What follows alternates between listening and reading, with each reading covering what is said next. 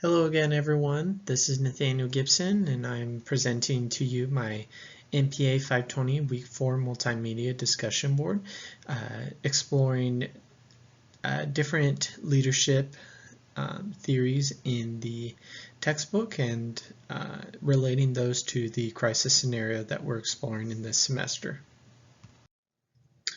As a quick reminder, the crisis scenario that I am exploring specifically is wildfire, and a little more specifically, I'm looking at it in the context of the county of Riverside. So that's just a quick reminder of how I'm going to be relating the theories in this discussion. Alright, so part of our discussion this week, we were to highlight a portion or a specific area of impact for this type of crisis scenario where a single leader can emerge. And I wanted to take a look at the immediate fire vicinity. So let's say, for example, there's a wildfire that begins near a tract of homes. The initial leader who might arise from this type of situation would be probably a homeowner or maybe a small business owner or whatever. Hypothetically, let's just say a homeowner.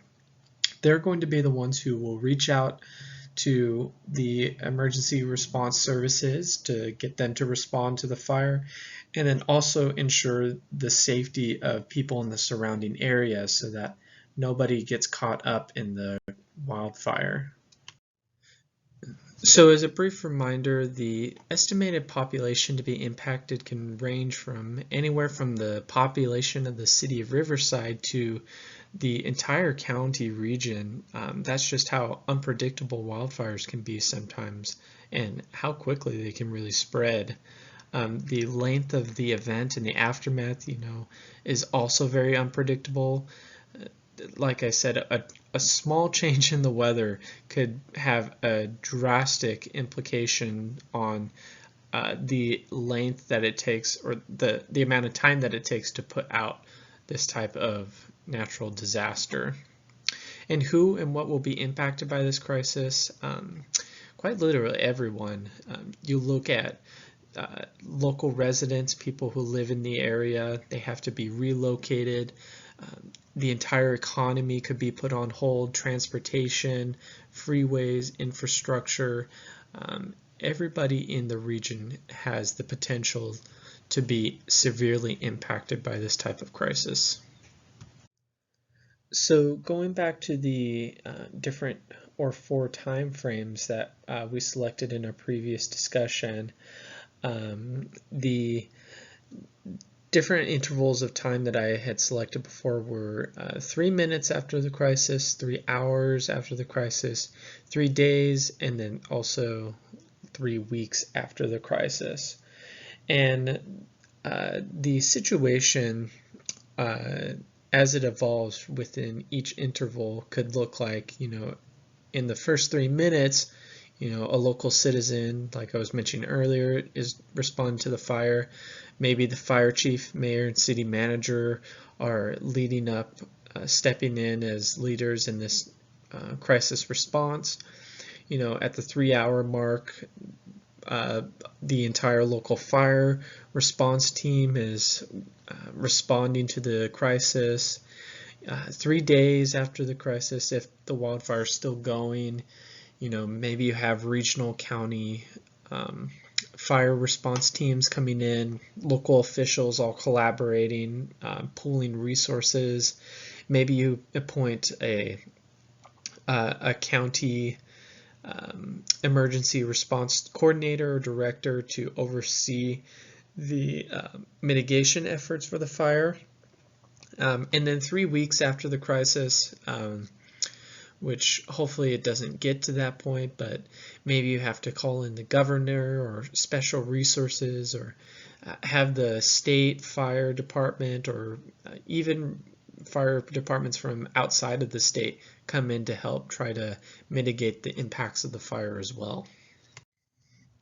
So now exploring each time interval with specific theories from the textbook and outside research, with the 3 minutes interval, taking a look at Chapter 1 and the concept of transformational versus transactional leadership, I think in this type of situation, a transactional focused leadership style is needed because of the rapid response that is needed by a leader in this situation to, produce results and to act quickly in order to potentially mitigate the fire from drastically expanding and reaching more and more area. And in this article, modeling the occurrence of unsafe behaviors, the authors are exploring how this type of transactional leadership style is important to reducing safety risks on oil rigs in the South Pacific, in order to create a type of work culture that is transactional, not so human focused, but is protecting different individuals. And then in Chapter 2, we take a look at directive or more autocratic style leadership. This is similar in nature to transactional, but it really boils down to somebody who is willing to take action, to put aside the human side of motivations for a second in order to accomplish a specific task or pursue a specific goal for an organization. Moving on now to the 3-hour interval in Chapter 3 of the textbook, we take a look at situational leadership, and an area I think at this point of the crisis time lapse is where a more flexible leadership style is needed to try to adapt and work with the teams who are responding to the crisis scenario. And in the article that I found with this concept, it was exploring how, with the COVID-19 crisis, when it came around, a more flexible leadership approach was needed by teachers in schools because of the shifting cultures and perspectives on the pandemic, and how these types of leaders were needed to adjust to how their students and families and people in the school system needed them to in order to provide a safe and productive environment. And then Chapter 4, taking a look at charismatic leadership, at this point in time, people are really needing motivation and a really go-getter attitude from their leaders. A wildfire has just happened, and a strong charismatic approach is needed to motivate people to, be safe and to respond well to the crisis. In this article, taking a look at the personality traits of different leaders, charismatic leadership style was, seen as one that was best used to motivate employees and other groups of individuals, especially in response to different crisis scenarios. Moving on to the 30 days interval and taking a look at Chapter 5, we see the concept of self-managed team theory in this chapter. And I chose this theory because of the thought that, a leader initially will take steps to respond to the fire management crisis. But at this point in time, it's more of a boots on the ground response type in regards to attempting to resolve the crisis. And a leader in this situation is needing to, trust their team who is in this situation self-managed to respond to this crisis. And the article that I chose, it was just highlighting the importance of picking specific individuals in your team who are excelling at self-managed work and can work together effectively in order to respond to different problems that might come up in their workplace.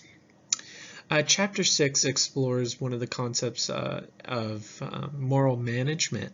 And in this interval, managers or leaders are expected to make decisions rapidly, but also ones that follow the certain rules and regulations. And, they also have expectations of being moral leaders. And so this is a really high expectation for those types of leaders, but one that they must be able to make, or their response to the crisis scenario is going to go very poorly. And so now getting into this final interval of 3 weeks after the crisis, let's just say the wildfire is continuing to spread, and a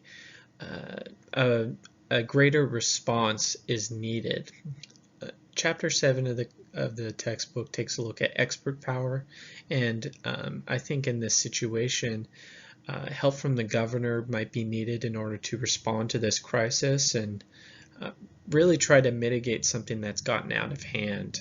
And the article that I picked here, it explores different types of power, but specifically expert power was shown to have drastic implications in how problems are mitigated in a workplace situation because of the immense amount of attention and focus that goes into addressing the problem, which I think would be needed here.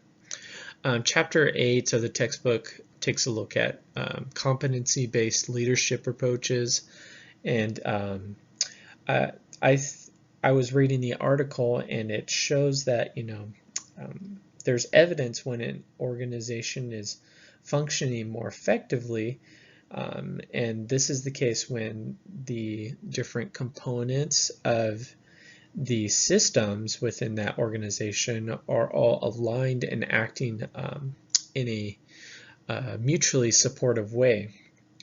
And the authors in this article are arguing that a competency-based performance system is needed to support the concept of alignment by defining and rewarding the different behaviors that is expected and associated with effective performance within their organization. And so that wraps up my discussion and exploration of different leadership theories in response to the different intervals of this wildfire crisis. I hope you guys enjoyed my discussion board and were able to take away something from all of this information. And I really look forward to watching some of your videos and learning a little bit from you as well. Thank you, everyone.